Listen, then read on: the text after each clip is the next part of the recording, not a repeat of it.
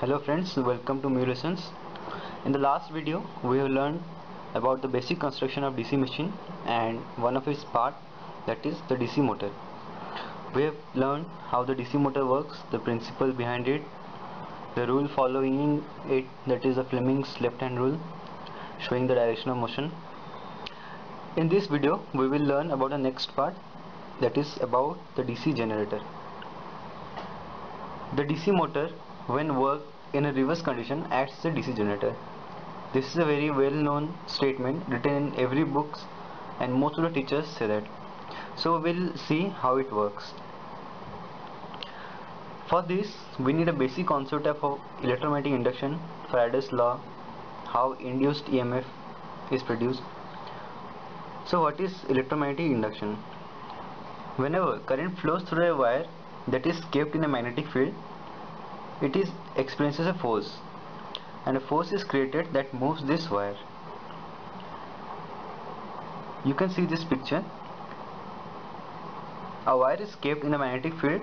The magnetic field is from north to south, and across the wire we have kept an ammeter to measure the current. The opposite also possible. If the wire is moved in a magnetic field, current is produced. This is the basic thing of electromagnetic induction. Whenever the wire, in this case, moves up and down, the movement of this wire cuts the magnetic field and hence current is produced.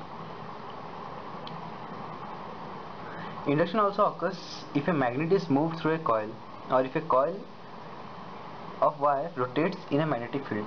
In both the cases, a common thing happens, that is the wire or the coil cuts the magnetic field, and whenever it cuts the magnetic field, it produces an induced EMF. This is electromagnetic induction, and this principle generally occurs in case of DC generator. In all these methods, an inducing current, the wire and the magnetic field move perpendicular to each other. If they move parallel to each other, no current will be induced, as the coil or the wire will not cut the magnetic flux. Until and unless they will not cut the magnetic flux, no induced EMF will be produced. So they are kept perpendicular to get the maximum flux linkage with it.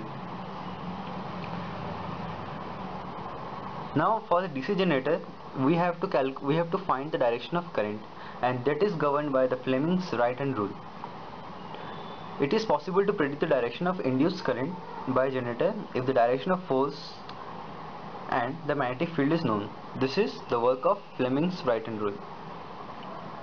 You can see in this picture, this is the thumb finger which gives the motion, the first finger, that is the index finger, which shows the magnetic field, and the second finger, that is the middle finger, shows the current direction. So in case of generator, if you want to find the direction of current, we can use the Fleming's right hand rule in this manner. We will look after it in the animation video further. Now there is a little bit of quiz type. We have to induce current in this coil. You can see a coil is kept and a magnet. The south pole of the magnet enters into the coil, and that is connected to a ammeter. Now the ammeter can show positive direction current or the negative direction current. Now what will happen if the magnet moves into the coil? Can you guess? Yes, you guessed it right. Due to induction, it will produce an EMF. You can see, as the magnet moves into the coil, the pointer shows positive direction. Now as it is inside the coil, it is not cutting any flux, so now the current is zero. When this magnet moves up and down thoroughly, we get a positive and negative current, and when it becomes still, we don't get any current. Now what will happen if the magnet is moved in the wire? When the magnet moves, a current is induced in the coil. When the magnet stops, it does not. So no current is produced in this case. Now what will happen if the magnet comes out of the coil? Very simple thing, just the reverse will happen. If this magnet comes out of the coil, the current direction will be in negative side. You can see. the pointer turns to be negative, and when it comes out it again becomes 0. So with the direction of motion of the magnet we get two direction of the current. So we can summarize this: the magnet moving is directly proportional to the current direction. That is, the direction of current depends upon the direction of magnet, and whenever the magnet is stationary, no current is moved.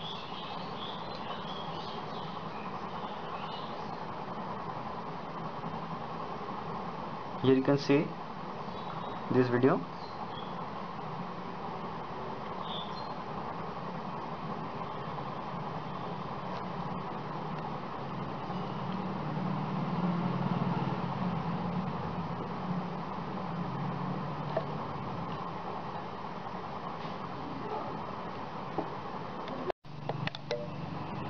Now how can I increase the size of the induced current? There are four factors. We can increase the size by increasing the speed at which the coil rotates, by increasing the strength of the magnetic field, and by increasing the number of turns in the coil. Also, by increasing the area of the coil, it increases the size of induced current. Generally in power stations generator, an electromagnet is often used in this case, which can provide a stronger magnetic field than which is possible in permanent magnet. Now here is a little brief idea about DC generator operation. We will see further in the animation, but the theoretical part: the two permanent magnets, north pole and south pole, and this is the loop which has to be rotated, and it gives the potential difference. Now the north-south pole produces a DC magnetic field, and the rotor coil turns in this field, and whenever this rotor coil turns in this field, it cuts the flux, and as much as there will be flux linkage, there will be much more induced EMF, and this induced EMF we get as a voltage or the potential difference or a voltage from generator. The conductors in the slot cut the magnetic flux lines which induce voltage in the rotor coils. The coil has two sides. One side is named as slot A and another is slot B, and that this direction of this current is given by the Fleming's right hand rule. In the first figure you can see the conductors in the slot A are cutting the field lines entering from the rotor from the north pole. The conductors in the slot B, that is the second figure, you can see in case of first figure, you can see the slot B are cutting the field lines exiting from the rotor to the south pole. The cutting of these field lines generates voltage in the conductors. The induced voltage is connected to the generator terminals through the commutator and brushes. The commutator and brushes are connected in this part to collect the current, and which is taken by us in various operation of our appliances. The positive terminal is connected to the commutator segment 2 and to the conductor in slot B. The negative terminal is connected to the segment 1 and slot A.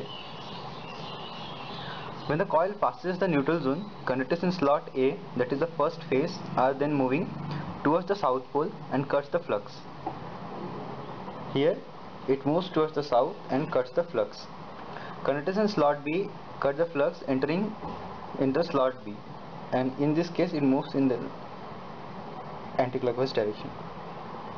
This changes the polarity of the induced voltage in the coil. The voltage induced in A is now positive and in that in B is negative.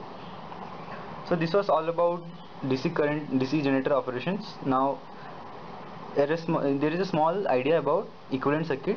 You will know in the higher classes in electrical machines 1 and electrical machines 2. I am just saying some brief idea, summing up. The magnetic field produced by the stator pole, you know the stator pole, that is the stationary part, induces a voltage in the rotor, that is the rotatory part of the armature, when the generator is rotated. This induced voltage is represented by the voltage source. The stator coil has a resistance which is connected in series. The pole flux is produced by the DC excitation. The field current has resistance and a source, and the voltage drop on the brushes is represented by a battery. And all these points are required to convert a simple DC generator into an equivalent circuit. This is the equivalent circuit showing both the stator and rotor connections, and each part have been said in the previous slide.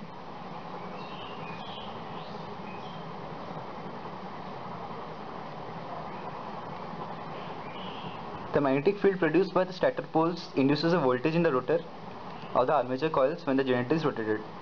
The DC field current of the poles generates a magnetic flux. The flux is proportional to the field current if the iron core is not saturated.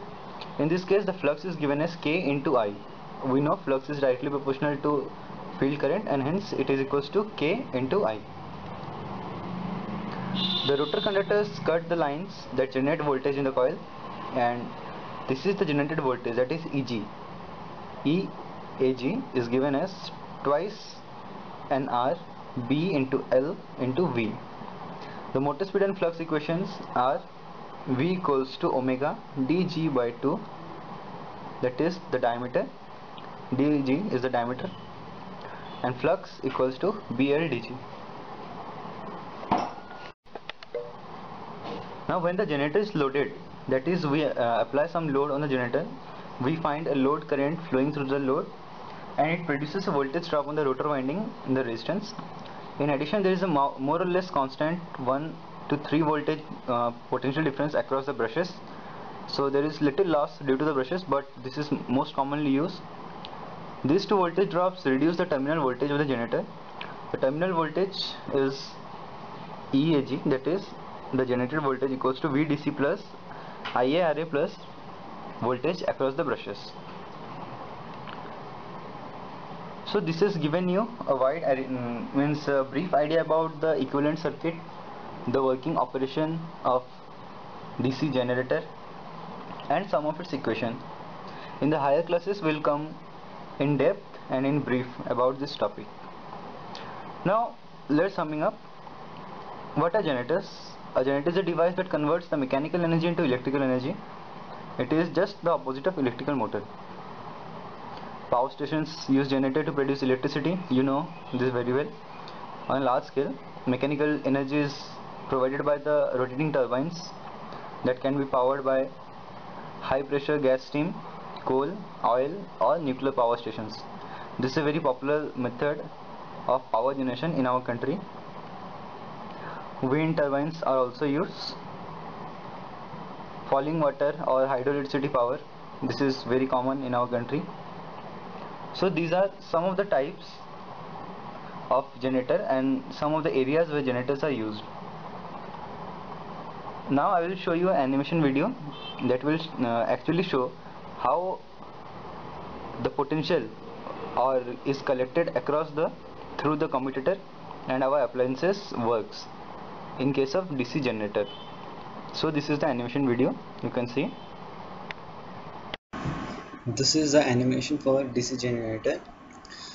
The basic principle of DC generator is whenever a current generator cuts the magnetic field and it is produced in this rectangular loop, as you can see in this picture, and this induced EMF will give the current. This is the basic operation of a DC generator. Here we use the Fleming's right hand rule. So as you can see, the direction of magnetic field is from north pole to south pole. The current in the direction goes inside into the paper. You can say the direction of current in the picture. So whenever you apply the Fleming's right hand rule, we'll get the direction of current. Always remember that Fleming's left hand rule will give the rotation of motion, and the Fleming's right hand rule will give the direction of current. So you can see this animation. In this case, the bulb glows when the current flows through the rectangular loop and closed circuit. The basic thing is the rectangular loop is sufficient to cut the magnetic flux and hence produce induced EMF. This is the motional EMF. This is by the Faraday's law.